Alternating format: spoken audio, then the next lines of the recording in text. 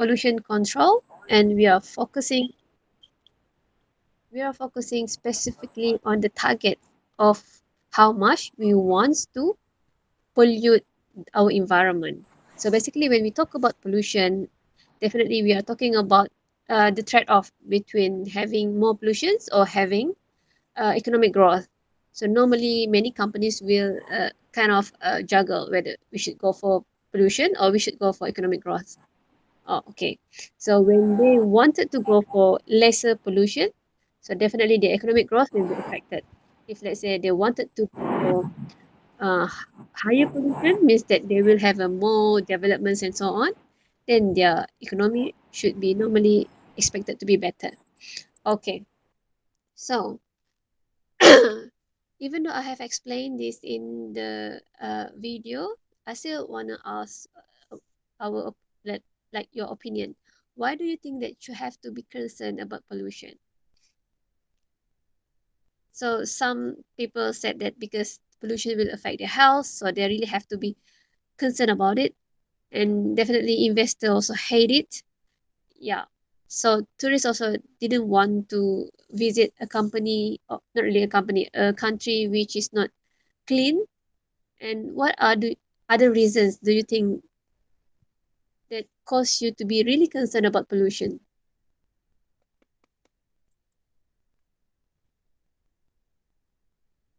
Alima? Yes, madam. Yeah. Why do you think you have to be concerned about pollution? Pollution. Yeah. So my question was, why do you have to be concerned about pollution? Apart from all these points that I have listed just now. Mm, no, I. mm,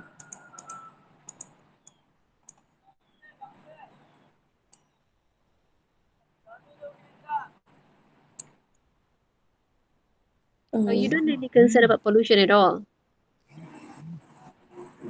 pollution in I think that is Pollution is in your city is very small, right? But yes, let's there. say if let's say you have a very high pollution, are you worried about it? That is some. If let's say in your place you have a very high pollution, so will you be worried about it?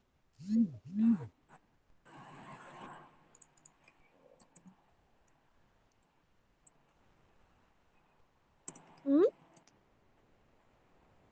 Uh, because now to Now, uh, as you mentioned to me last class, in your place the pollution level is under control, right? You said you don't have any pollution issue, isn't it? oh yes. Yeah, but then if let's say, let's imagine, so this is like your imagination. If let's say in your place there are lots of pollution, will you be worried about it?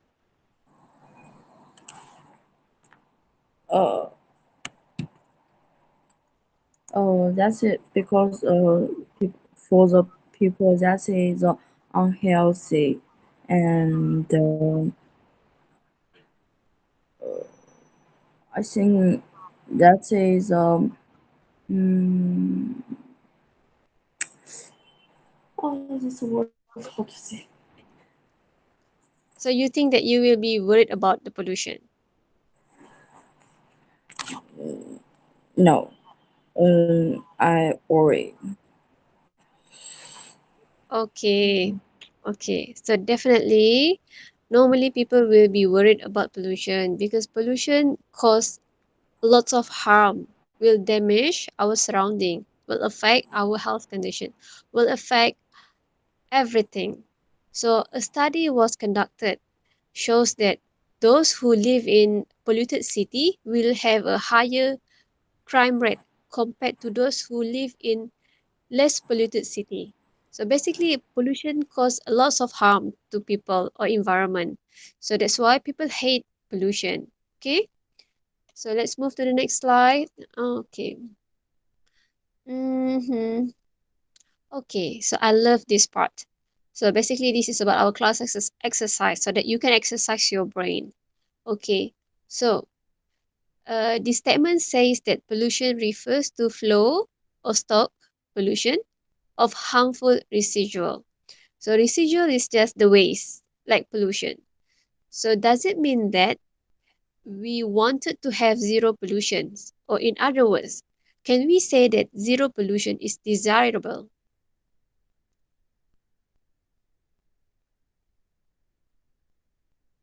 Or is it efficient? Mm. So what is it?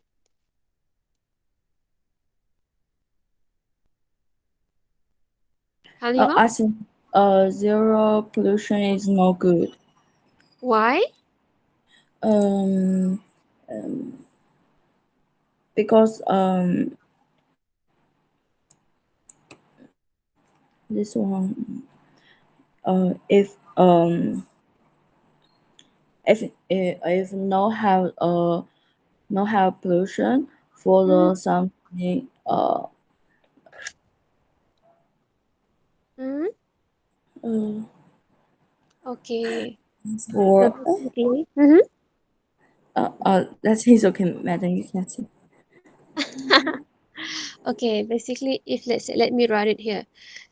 If let's say you have zero pollution, it means that you don't have any development. It means that um, you didn't develop anything. You don't have any manufacturing. You don't have factories. You don't have many things. You miss out everything. Okay, so basically, all, your countries are very green. So you didn't produce anything. So you don't have any productions. You don't really have any consumption, right? So basically, we don't really want to have zero pollution in economy. We do want to have some pollution so that we can manufacture some products, right? So that we can have goods and services, right? So um, definitely when you have higher pollution, it is not good because even though you have good and services, but it will also affect your environmental quality or human health. But we also would like to allow for some room so that we can do some productions and consumption for the consumer. So that's why we are saying that zero pollution is not desirable, or else we don't have anything. So you cannot see anyone who sell smartphone, who sell laptops and so on. So how can you live with that if you don't have all these items in your life, right? Because some of them are very important. Definitely nowadays, you cannot live with it without it. For instance, your computer, smartphone, and many other things. So basically, you need some pollution to produce those things. Okay. Okay. So I'll move to the next one. Hmm. Okay. So let's just focus on the exercise. Okay. So basically, before I move to the exercise, okay, definitely I have to uh, mention about this. So we are saying that if let's say um, we are in this point zero pollution. Okay, I think maybe it's better for me to open a new one so that you can see it in detail. Um,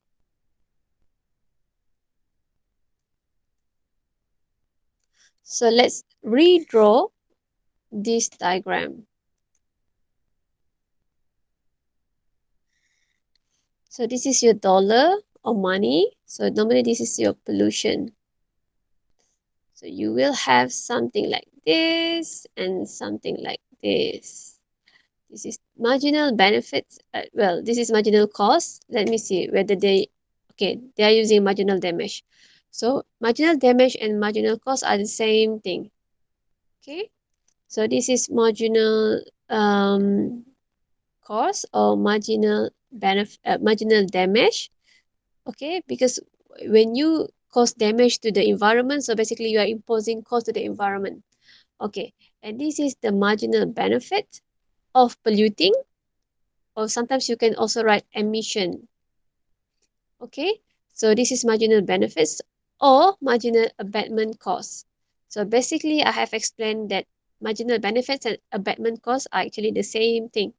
Okay, so if you said that you desire for zero pollution, so zero pollution is here because our x-axis is pollution, right? So zero pollution is here. So at this point, okay, so basically you can see that what is it? At this point, if you move up, so your marginal benefit, well, is it marginal benefits or marginal abatement cost is actually huge, too much. Okay, so in order to get an efficient point, your marginal benefit should equal to marginal cost.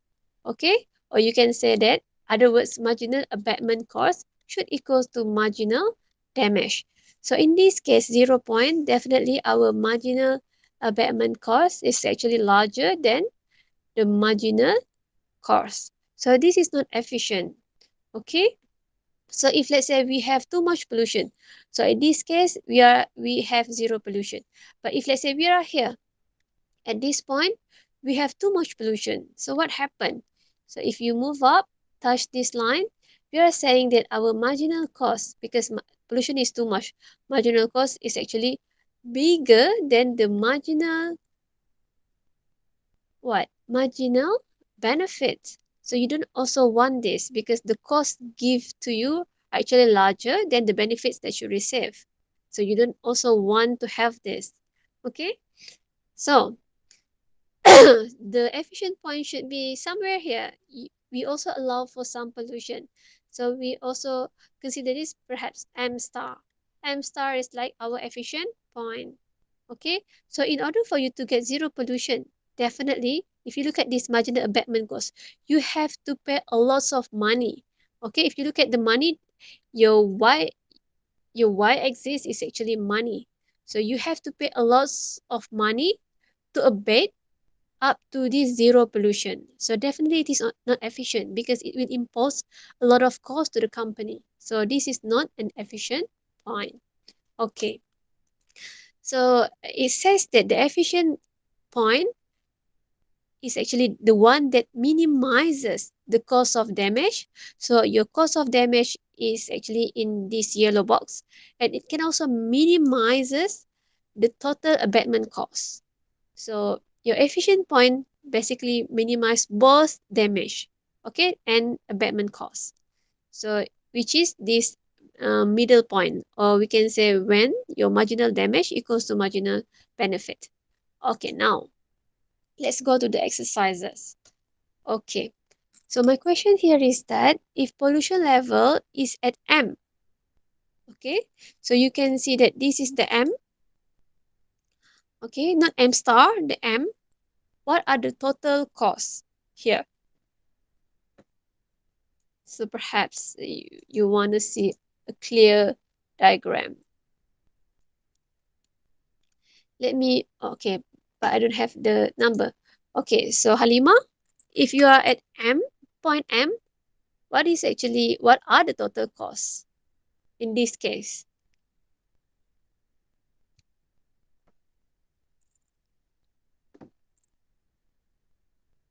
Halima, Yes, madam.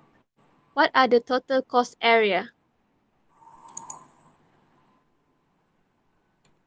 Oh, M to M, right? So the question was if your pollution level is actually at point M instead of M star, because we are saying that M star are actually the efficient point.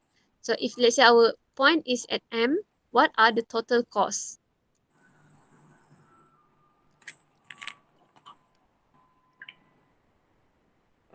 Wait a minute, madam, because I use the phone is too small.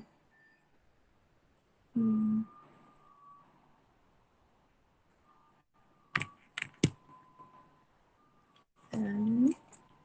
M star, M.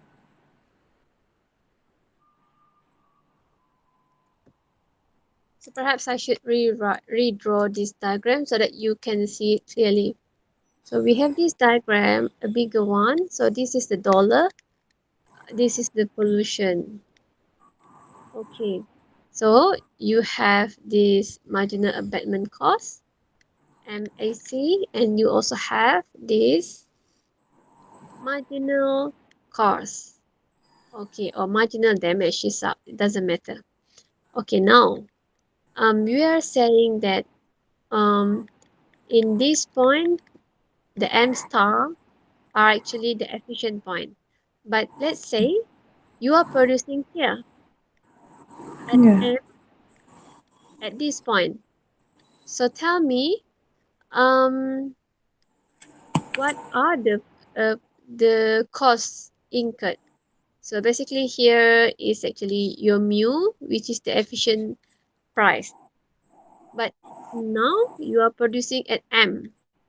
So what are the cost area? So for instance, you have perhaps A, B, C, D, E, F, G. Tell me the area. Is E? Only E.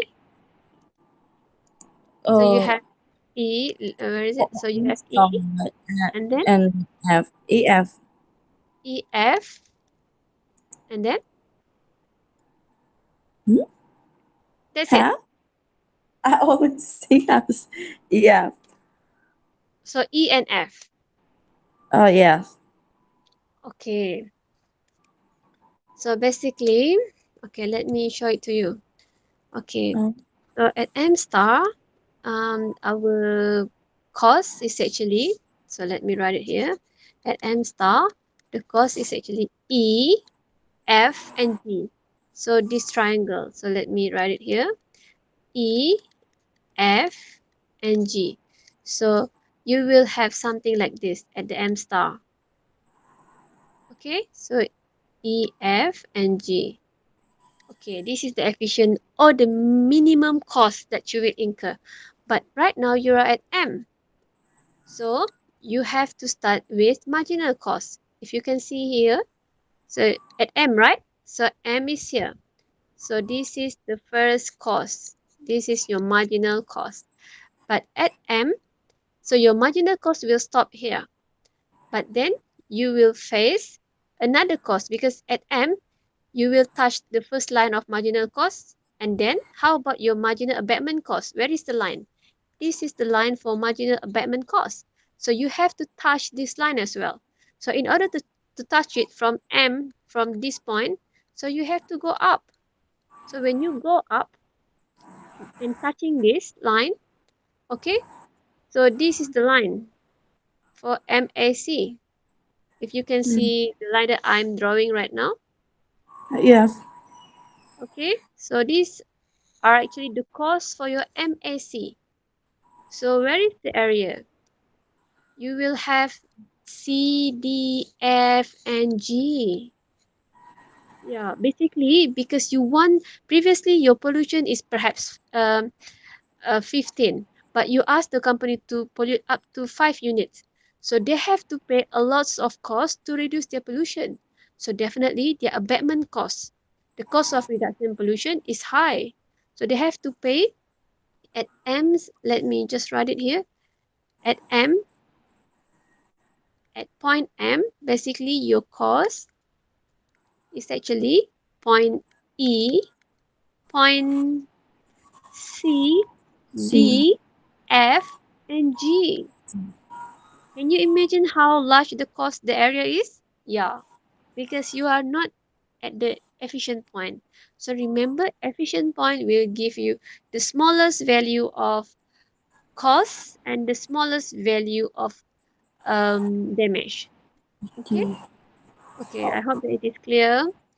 So Yes. next one is okay. So now, what is the efficient level of pollution here? Hmm. Mm, Can you see my diagram? yes, madam. I can see. So what is the efficient level?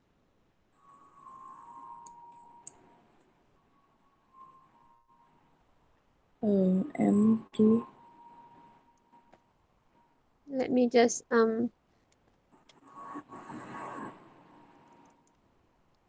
okay. Hmm. So can you explain to me what does this diagram tell us?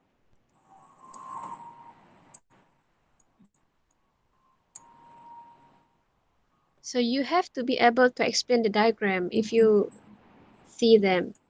Okay? So what does it tell us? Let's say the pollution is MAC, right, methane? MAC is marginal abatement cost. The cost of abating, the cost of reducing the pollution. And empty is so uh,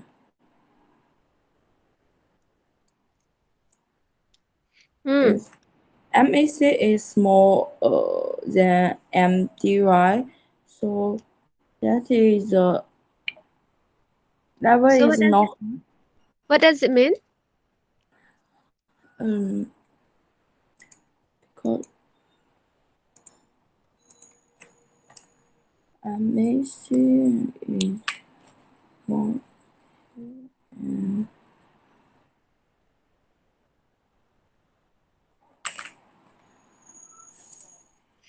Okay. So this diagram is not that hard actually. Okay, so let me redraw it.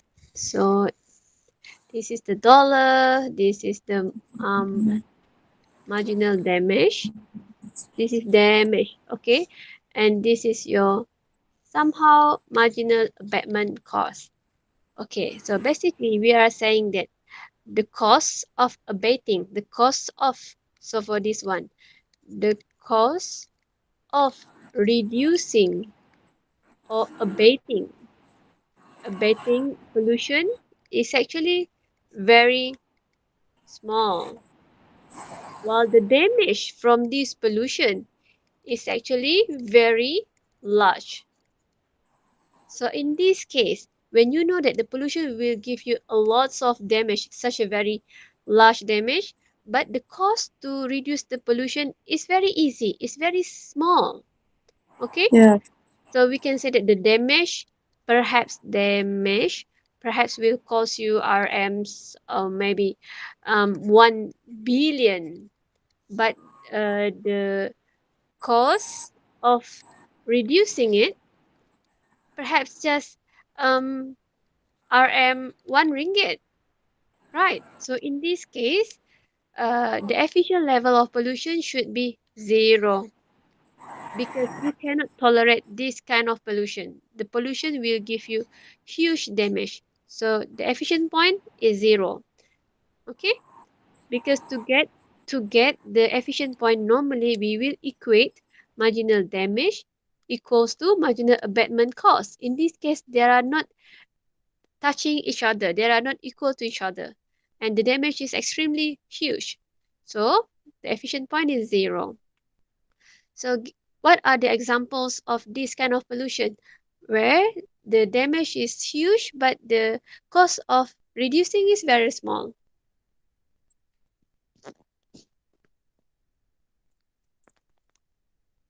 Hmm. Any idea? What kind of pollutions will have this kind of characteristics?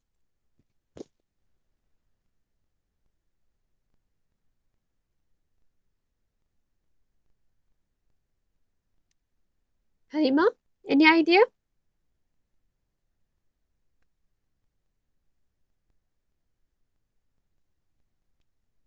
Halima,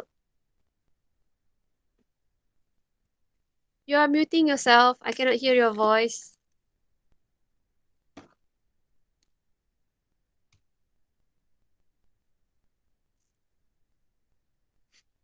Are you still there, Halima?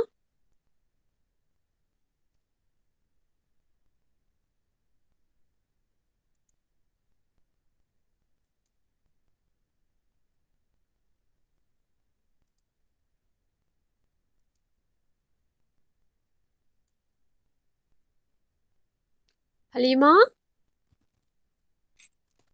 I believe there must be some problem with your internet connection. Right, it's okay. I think it's better for me to just explain it. Okay, so there are many types of pollution that exhibit these kind of characteristics. For instance, mercury, nuclear.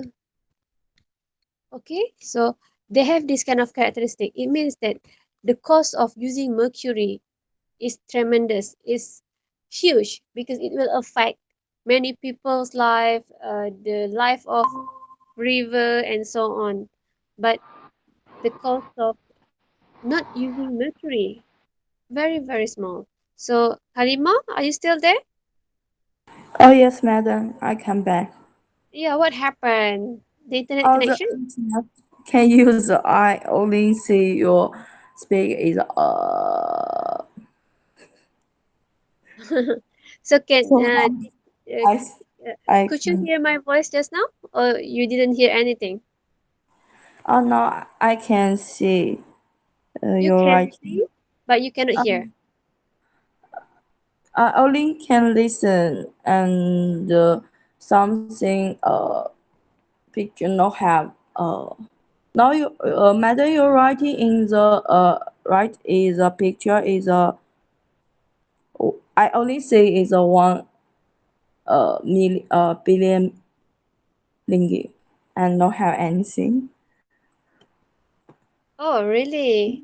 Maybe Mm, that is my internet is cannot.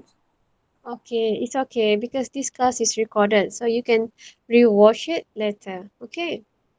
I Mm, try again. I use my computer. mm. Because I have written so many things on my whiteboard just now. I don't know why because that's VPN is not good. But Yeah, I it's pay okay. a lot of money give the VPN. Maybe you can rewatch it later. It's better to download it so that you can see the whole things. Okay? Okay. Okay. Madam, my computer is good now. I can say anything. What? Now I can see in Oh, my computer.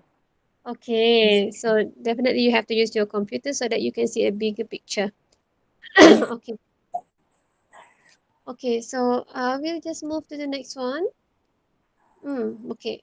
So in this case, we are talking about the examples of non-uniformly mixing flow pollutants. Okay, so I have explained the details in the video. So right now, um, I just wanted to see whether you have understood the point or the discussion. Okay, so in this case, basically, you can see that we have what? We have two sources of pollution. So we have S1 or firm 1 and S2 or firm 2. And we also have four victims. The victims can be in terms of the house. So house 1, house 2, 3 and 4. And we also have wind direction here. And the wind direction goes like different direction. Okay, now based on these conditions or description, which source of pollution matter to the victims or receptor? Which source of pollution do you think? You have two sources of pollution, S1 and S2. Which one will actually give us a lot of trouble?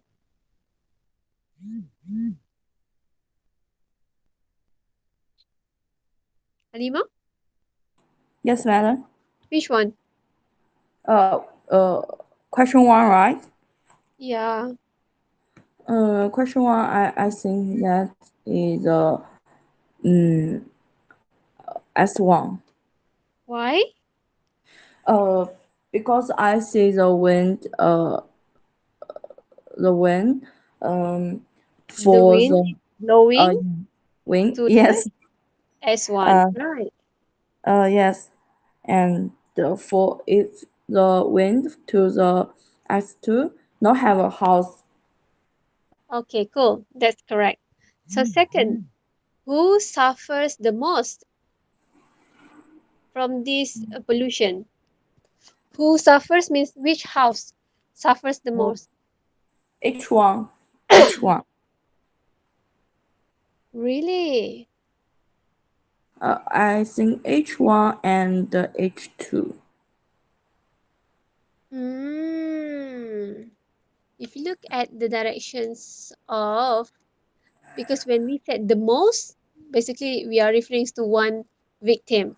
So when you look at this S1, okay, S1, the wind direction blow this way. Okay, if you can see my cursor. So the wind, if let's say the wind blows to H1, but the the firm one is not closer to the H1. If you can see the wind blow. So basically the wind blow from S1 straight forward go to the H3. Yeah, Okay? Because the wind is not blowing from S1 to H1. No. Basically from S1 it goes to H1. Definitely the wind blows to H1, but it is not coming from S1. Okay, so we can yeah. see that H3 will suffer the most. So, okay, so the next question, who will suffer the least? H4. Yes, correct. Because H4 is not really affected by the wind blowing. So, which house price is higher here? Yes. Which one? Mm? The last question, Yeah. which house price is higher among all these house? Uh, the mom is hot. So, we have learned about hedonic price, right? Yeah. Yes. So, do you think house one has a higher price, or perhaps house two, house three, or house four? Its price is high, right? Yeah, higher. Which one is higher? I think it's a H4. Why? Cause they're no near the S1 and the wind is um can Because uh-huh. um this this H4 I think this I think that's wind no have wind can for S1 or S2. So I think that H4 is a price is a high. I Okay, think yeah. that. Okay, so basically, yes, your answer is correct. It is just that the explanation is less clear to me. So the house price in H4 is higher because definitely, when we talk about hedonic price, if let's say your house is free or clean from the pollution, you will have a higher price, right? For Yes. house one, some of the pollution from S1 may affect H1, may have a little impacts on H1. So definitely H1 is affected by pollution, so the price will be smaller. For H2 as well, some of the pollution from S1 will also affect H2 and H3. Okay, so Yeah. yeah, so these three houses definitely are affecting by the pollution.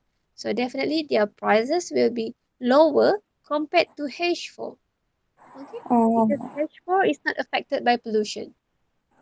So madam is a H3. The price is not expensive, right? The price is very cheap. Oh Okay, yeah. Oh, I know this mean. Okay. okay. So next one, next question. Mm-hmm.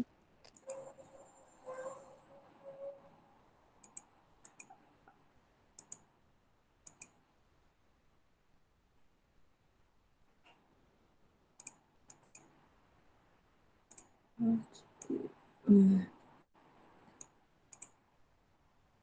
Okay, so maybe let's just go to the result from steady state efficiency condition. So definitely we will get the result of, okay, maybe I should rewrite it somewhere.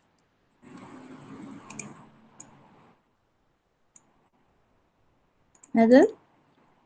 This is slide number 30. So you will have dBdm equals to dd over dA multiplied with 1 over r plus alpha. Okay, so this is the efficient condition. Okay, my question here now. Well, can you explain to me this term, this result? What does it mean?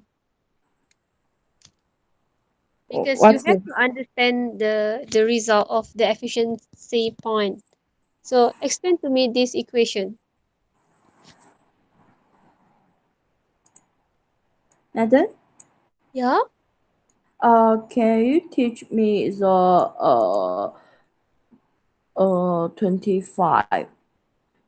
Because I sometimes I can understand is I need how to write. Oh yeah, this one. Okay, so basically 25, you can have a long working. That's why we will be using the cookbook or the recipe to shorten our calculation. Okay, so I think before explaining this, let me think.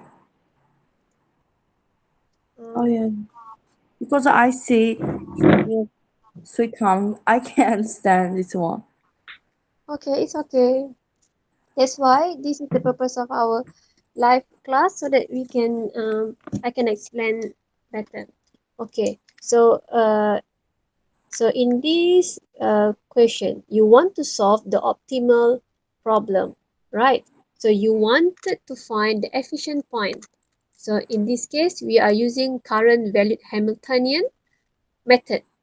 So you can also use Lagrangian, but Lagrangian is for the static condition. So if you wanted to talk about time dimension, so if you have taken econometric, you know what is uh, time series, what is cross-sectional data, right? So we are talking about time series data. So you have to use current valued Hamiltonian. Okay, so you can also compute it by yourself. It will have a long working, but you can also apply this cookbook, this formula, to shorten your working. So let me rewrite the formula here. So the first of terms for first order condition is partial h over partial n. Okay, so we should set equal to 0. This is the first parts of the first order condition. Remember, if you want to get efficiency, if you want to maximize something, a point, you have to do your first order condition. In other words, you have to do your derivative. So this is the first parts of your first order condition. And we also have a second part, which is mu dot equals to r multiplied with mu. And what else does it say? So you also have minus partial h over partial a. So you have to know what are they mean. So h is your Hamiltonian function, m is emission or flow pollutants. Okay, so this is the rates of change for your co-state variable. R is the A here is what? A is the stock pollutant.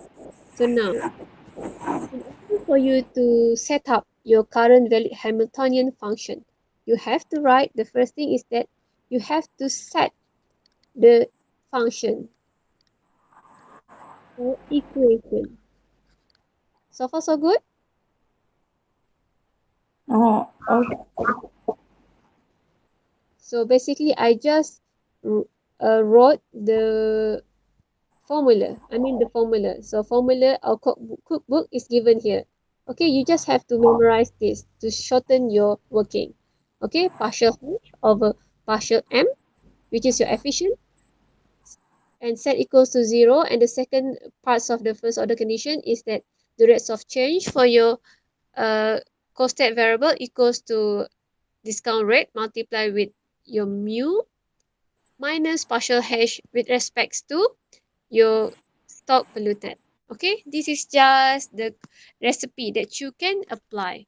So now let's set the function for current valued Hamiltonian. So what is the function? For Hamiltonian, you have to write hash. Okay, so hash because we are talking about time series. So you have T equals to, so the first thing is that you have to write your objective function. What is your objective?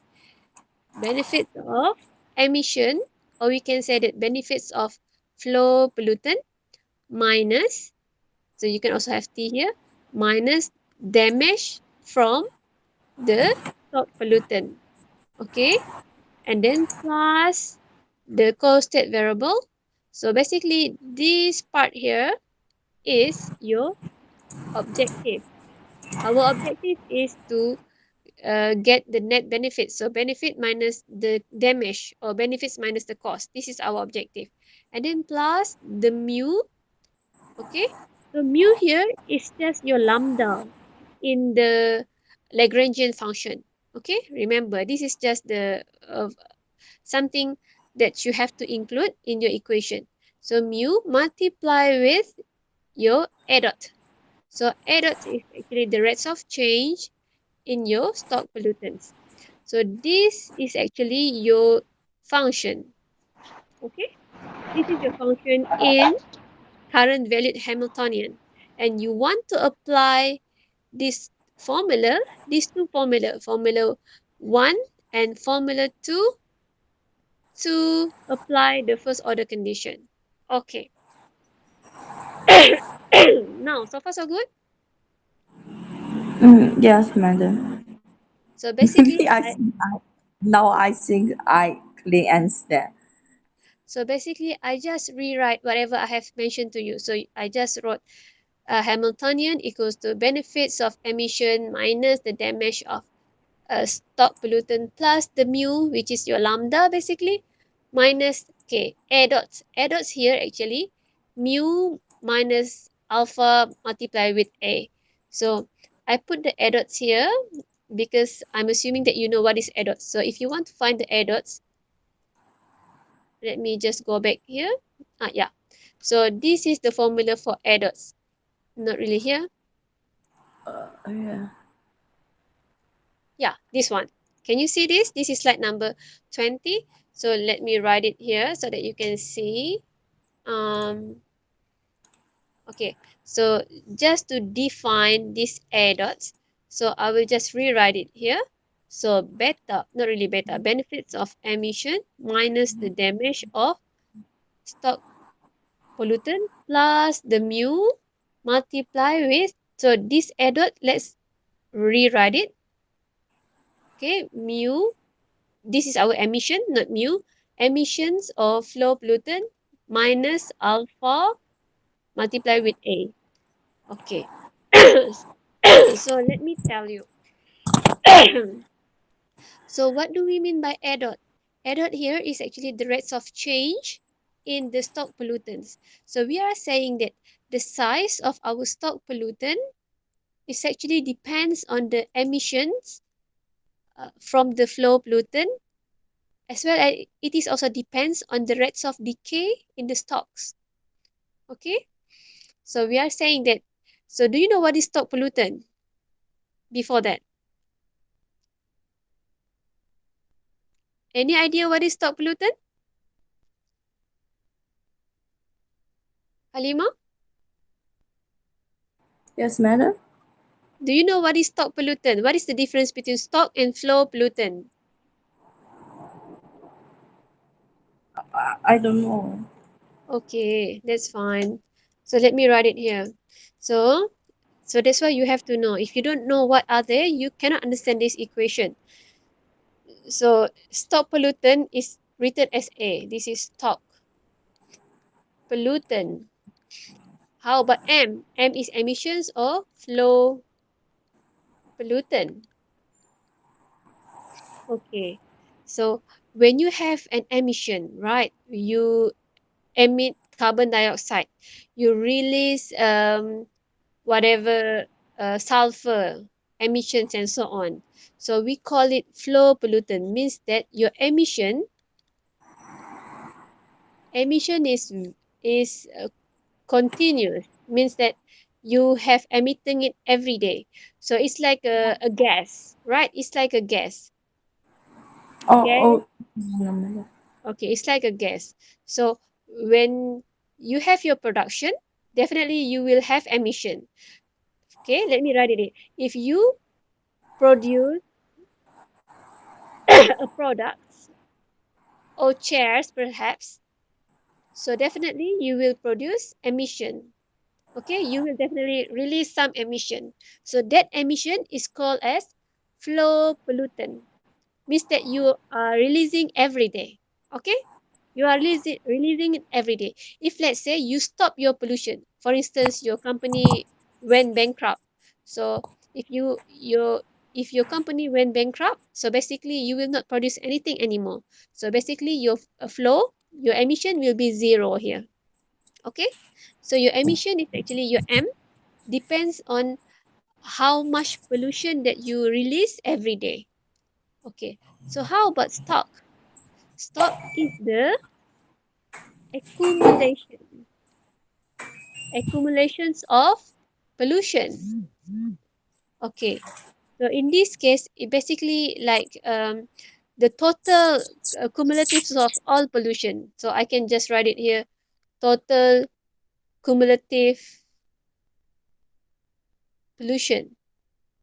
Okay, so uh, for for instance, the first day of your operation, definitely you will release your emission perhaps 10 units of carbon dioxide. Okay, so your emission will contribute to the increase in stocks. Okay, but later on in um, maybe after 10 years, okay, so your emission, the same thing. Every day you will perhaps just contribute 10 units of carbon dioxide every day to the environment. But your stock, the first day maybe the stock is like 10 unit as well. But later on, after 10 years, it will not become 10 units. The stock will be perhaps 10 million or billions of pollution, because stock will be accumulated. So it will capture all this pollution. While for flow, they will just release every day the same amount. But for the stock, it will keep growing and growing and growing. Okay? So that's why we call it stock, because it will keep growing. Okay. So now let's see. Yeah, that's why if you look at this equation, it says that the rates of change or the size of stocks actually depends on the emission. How much pollution you emit every day, minus the rates of change in the stock, because sometimes the stock can also decay. It means that sometimes the stock of pollutant, the pollution, can also reduce, can also be absorbed gradually by the earth. So the amounts of stock can actually be reduced as well. Depends on the alpha. Alpha is just the rates of decay. How how much the stock can actually perish or gone. Okay, so now let me go back to our discussion. Okay, now, so our Hamiltonian, so we want to state the equation, a function, benefits of emission. Definitely you will get benefits when you release your pollution, right? When you release your pollution, because you are producing something, you are producing a product. So when you produce a product, definitely you will get the profits out of it. So benefits of emission minus the damage that you get from the stock, because when you keep releasing the emission, when you keep releasing the flow pollutant, so the stock size will increase. So plus our mu here and our stock, the rates of change in stock. So this is our Hamiltonian function. Okay, now, so we wanted to, wait, let me go back here. Where is it? 25, right? Okay, so you asked me how to actually um, uh, differentiate it, right? So we have to do first order condition. So the first term for the first order condition, you have to apply this cookbook, right? As I mentioned to you. Okay, so this formula, we have to apply this formula. Okay, what does it say? Partial of H. So you have to partial derivative of your Hamiltonian function with respect to what? Emission, with respect to emission of low pollutant. So you have to refer here. This is your function.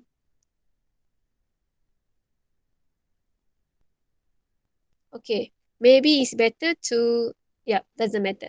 So you have to refer here. This is your function. So because you want to differentiate with respect to m. Okay, so you have to find the m in your equation here.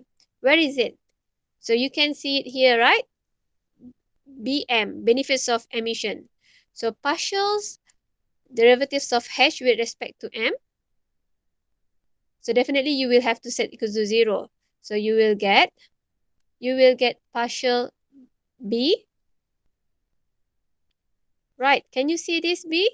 Because you have m here. When you cancel off m, you will get partial b with respects to partial m.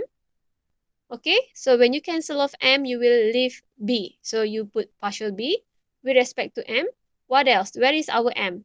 M is also can be seen here.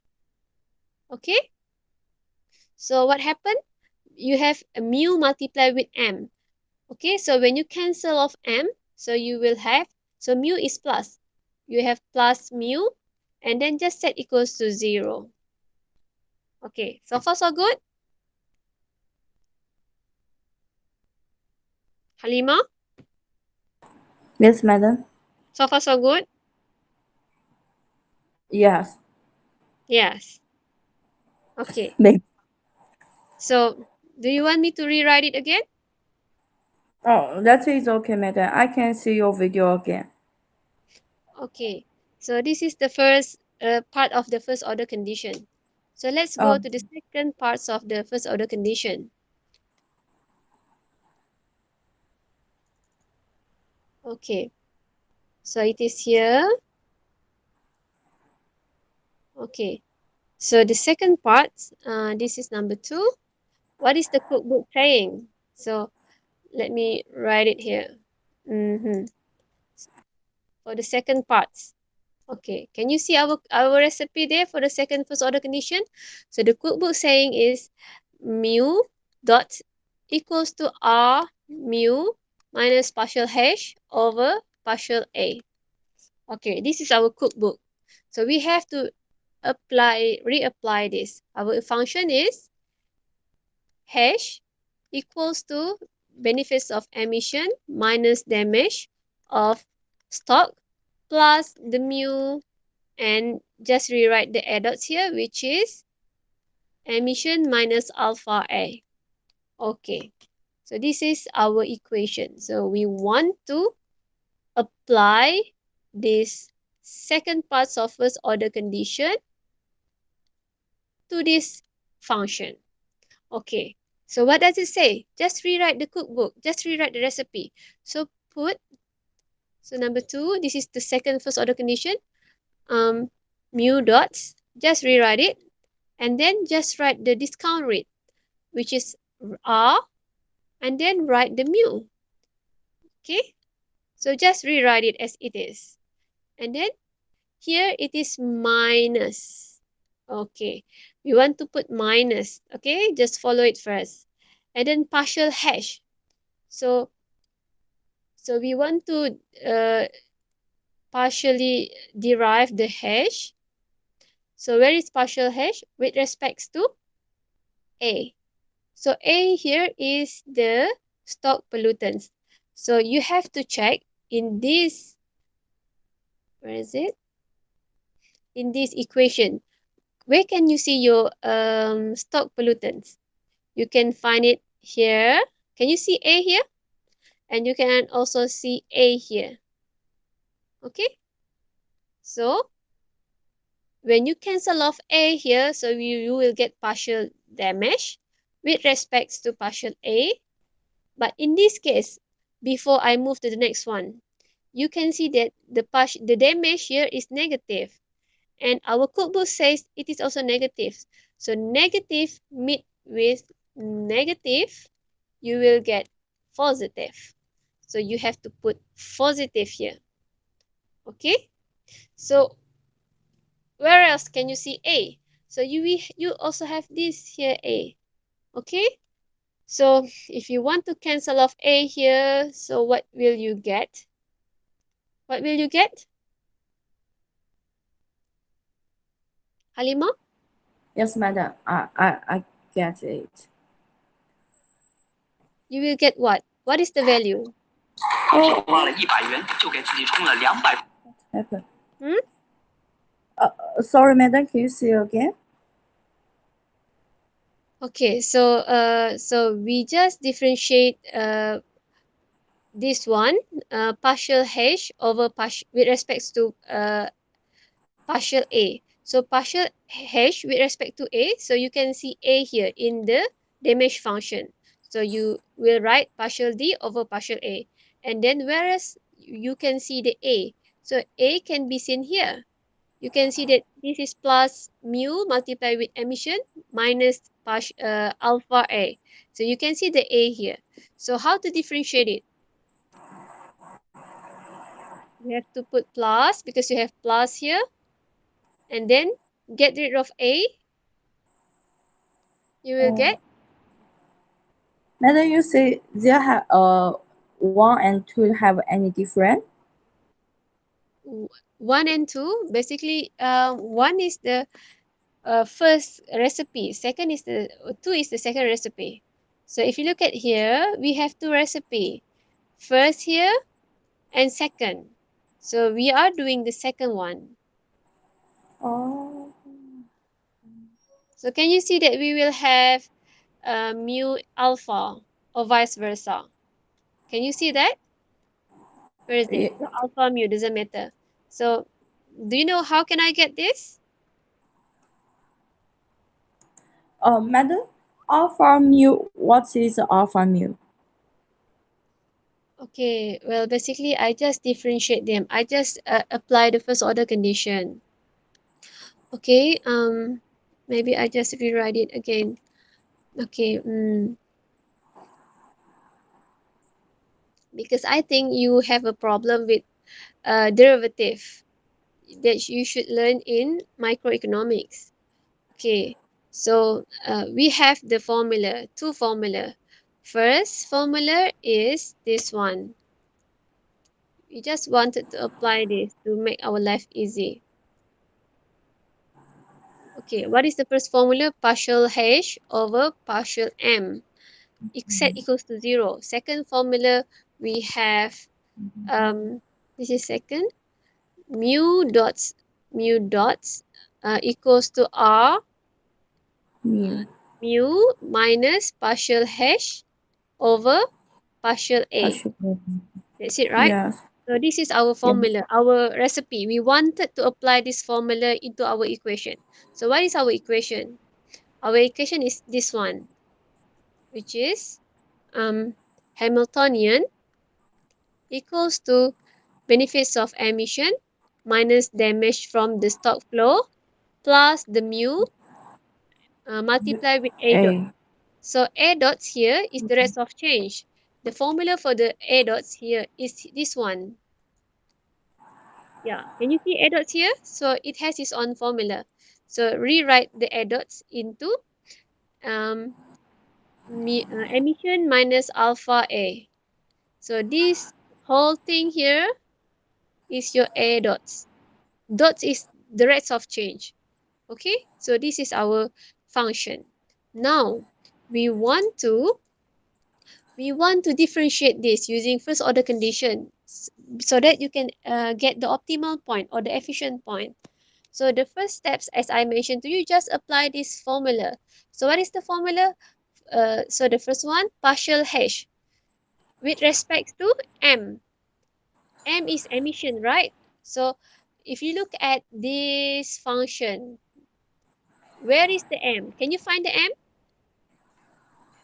Yes. Where is it? The M in the function A. Where's the M? M is, you can see it here, and you can Yeah. also see it here. Yes. Okay. So partial hash with respects to M, you will get, because here is M, right? So you will get partial B over, because we are talking about with respect to M. So with respect to M, then what else? The second part, you will see M here. Okay. So we will get plus, this is M, right?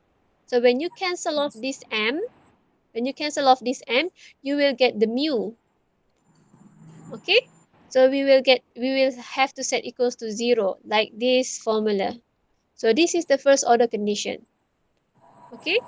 So whenever you see the M, cancel it off and take the letter before that, or somewhere around that. Okay. So this is the first parts of the first order condition. Second formula for the first order condition, let's apply this formula.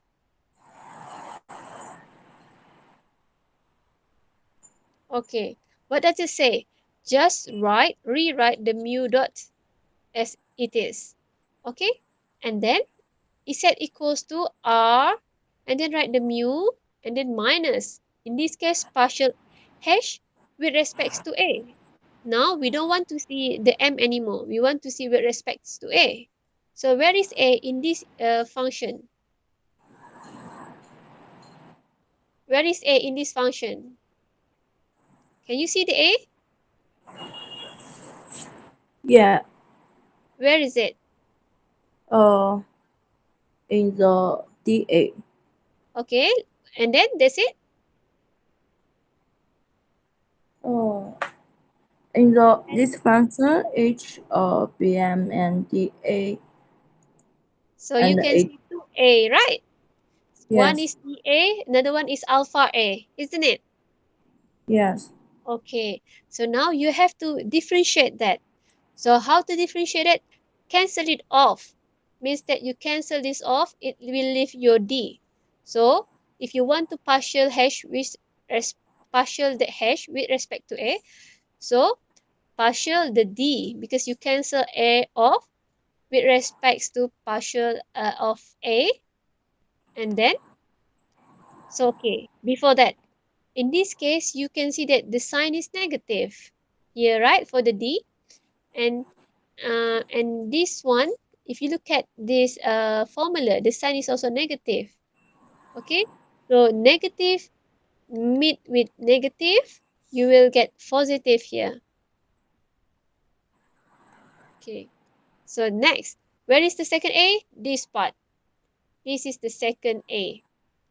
Okay, so just differentiate it. So you can see the sign here is negative, but the formula say it is positive and negative as well. So negative with negative, so you will have plus. Now you have a here. So when you cancel a off, you will have, it will leave you with alpha, and because this mu here is actually multiply with alpha and a. So it will leave you alpha and mu. Got it? Yes, madam. I Okay. know how. Okay. So basically we are almost done. We are almost done to get the efficient point.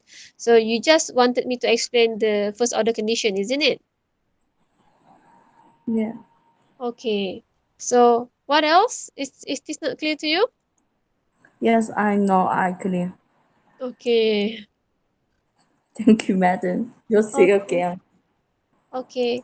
So since you are clear about it, now it's time for me to ask question to check for your understanding. Okay. Okay. Maybe I have to open a new one.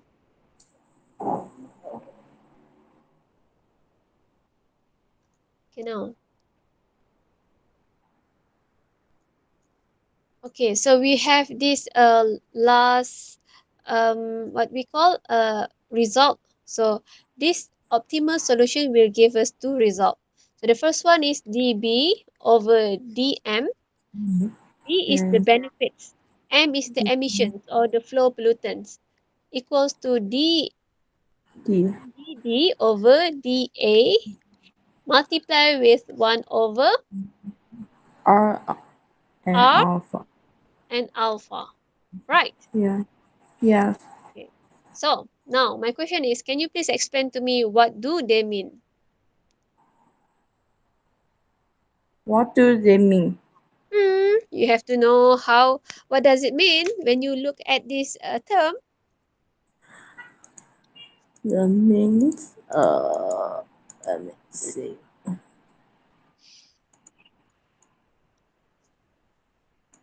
Um First would be the What is D? What is dB actually? Start from the first letter. What is dB?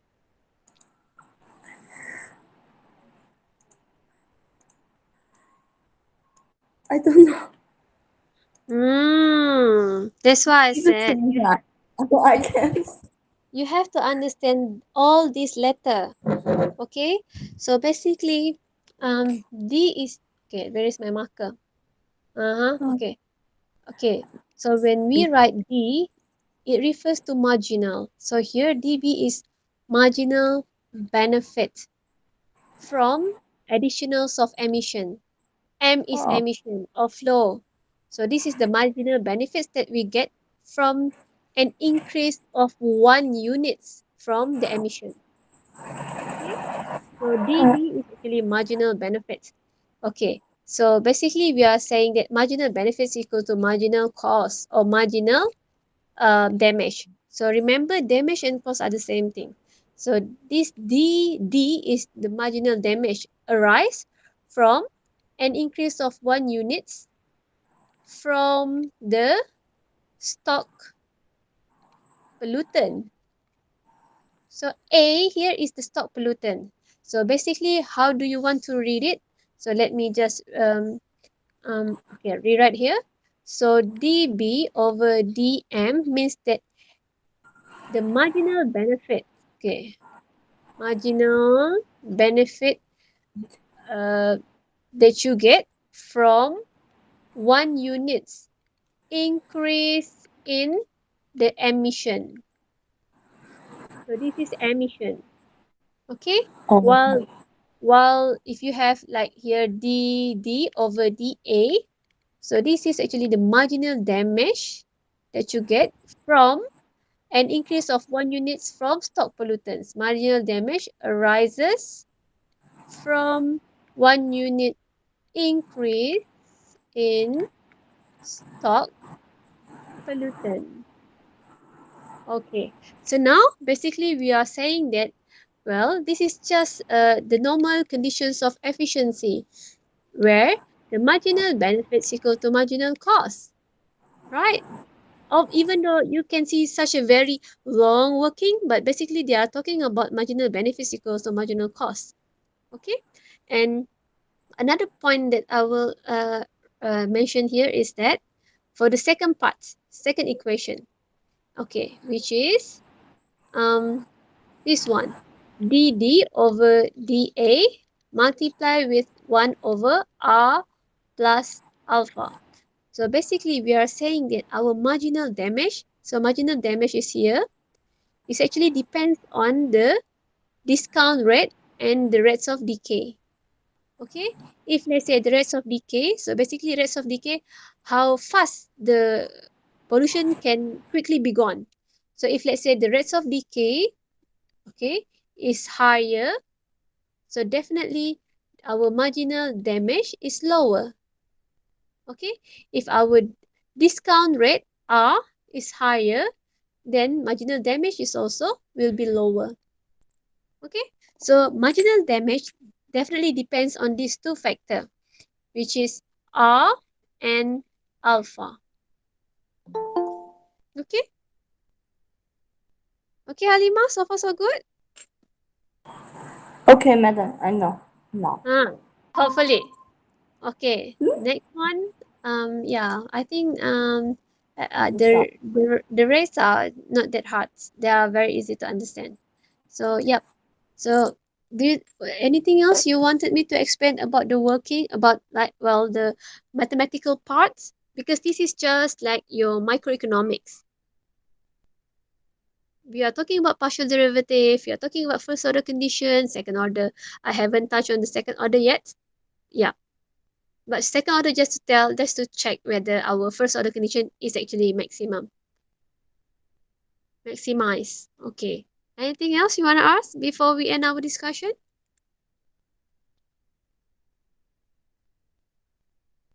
Halima, anything else?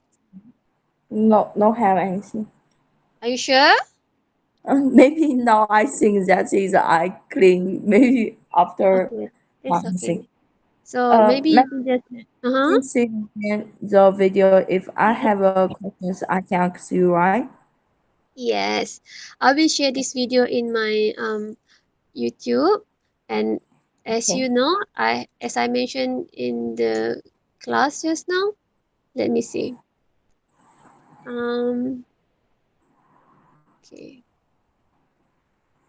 That is a new class. Yes.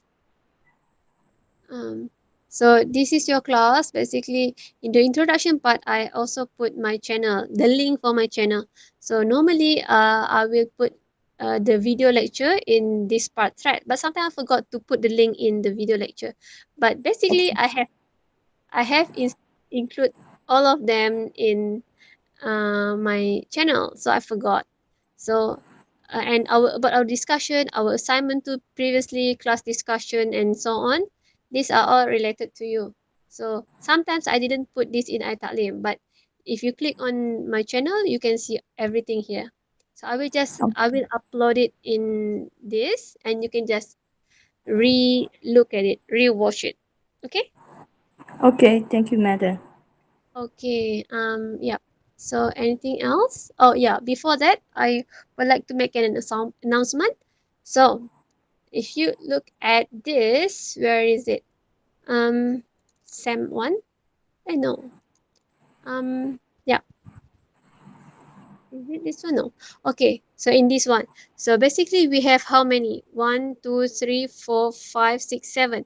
We have 7 material. So basically, when you have covered 4, for lecture, we will have our midterm. So we have covered week 12, which is 1, 2, 3, and Two. 5. Oh, oh yes. Yeah. Yeah. So today is the week 5 because week Yes. 3 and 4 are together, combined together. So basically, we have covered more than half of our syllabus. So definitely, uh, your class should be ready to have the midterm or the test. Okay, so Okay, it madam. means that next week you will have your midterm, but you still have some option. The first option is that your midterm could cover just 4 chapter or 4 topics. Another option is that your midterm can cover the whole chapters or topics, but then um your midterm will be at the ends of the last week of your study period. So you can discuss with your friends in the WhatsApp group whether you wanted to have the midterm next week, which cover 4 topics, or you will want your midterms to be at the ends of the course, at the ends of the class, but then it will cover the whole stuff. Okay? So, yeah, definitely you can ask me everything in the WhatsApp group about the material. Okay, madam. Okay, so I think now it's almost like yep, more than 1 hour.